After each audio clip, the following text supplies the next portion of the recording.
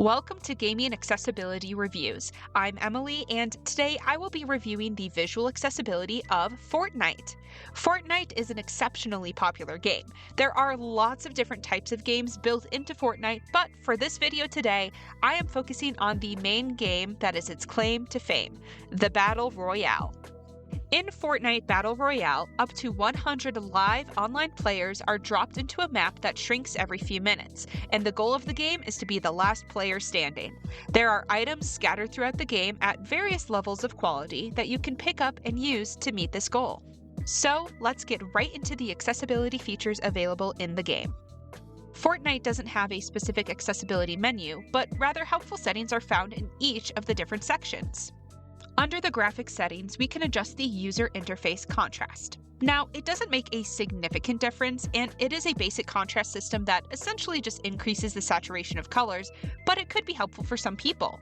Here is an example of standard versus high contrast for comparison. Fortnite has built-in colorblind modes in the graphics settings as well. The game has different modes for each of the major types of colorblindness, as well as a scale of how strong you want the color filter effect to be. This changes the colors of items, characters, menu options, and more so you can distinguish everything with colorblindness. Under the audio settings, visualize sound effects could be a helpful feature. This enables a visual radial indicator around your character, which will show where certain sounds are coming from, such as footsteps, gunfire, and chests. Though my guess is that this was made for folks with hearing impairments, it can be helpful for those with visual impairments as well. This can help you localize where a sound is coming from when you're having difficulty seeing what is going on. I could see this being very helpful for people with visual field impairments, as they can more easily get the radial indicator in their field of view to get both visual and auditory information. In game settings, it could be helpful to configure your preferred item slots so that you know where your weapons are and you don't have to search for the slots visually during combat. Lastly, in game UI settings, there is a scale to adjust the size of the UI.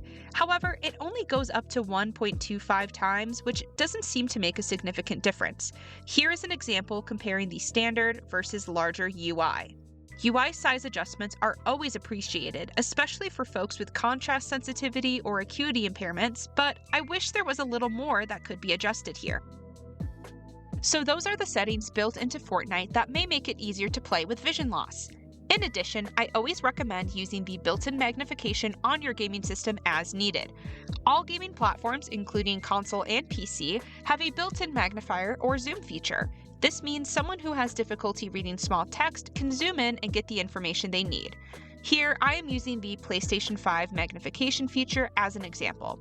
This may not be helpful if you're actively being attacked in Fortnite, but it could be helpful to check out different weapons or stats or to navigate the menus. Now, one thing that could be an obstacle with Fortnite Battle Royale is the fact that you are playing online with other live players. I've talked in other videos about how games that require quick, in-the-moment decision-making can be difficult for players who take a longer time to process visual information. This could cause a great deal of frustration. Fortnite does try to match you with people at a similar skill level, but it is not a foolproof algorithm. That's not to say it is impossible to play this game with vision loss, but it is good to set the expectation that the barrier to entry is higher. Next, let's talk about some things that would make this game even more accessible. 1. Improved UI adjustments. There is already an option to adjust the UI scale, but for many people with vision loss, 1.25 times is not enough. Many people I've worked with prefer 3 times or more to comfortably read visual information. It would be nice to have a larger scale to work with. 2. Improved contrast settings. Again, there is a contrast option in this game, but it does not make a significant difference in the transparency of items, and it can distort colors by oversaturating them. I'd love to see contrast options such as high contrast text and reduced transparency. 3. Screen reader capability. As I recommend with most games, a screen reader built into the game would be phenomenal. Even if someone has enough vision to play the game, it might take them longer to read text, such as the information about the weapons or tools. Having a screen reader that can announce what items have been picked up or how much longer it will take to heal will make it much more seamless for someone with vision loss to play. So that's the accessibility built into Fortnite and some recommendations on how to make it even better. Next, I'm going to rate the game on a 5-star scale based off of each of the major types of visual impairments: color, contrast, acuity, visual field, and total blindness. As always, this is my personal opinion, not as someone who is visually impaired, but as a certified assistive technology instructional specialist who works with folks who are blind and visually impaired daily. Color impairments, 5 stars.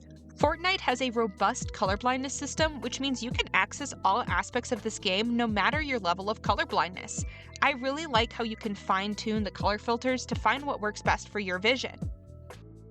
Contrast impairments, 2 stars.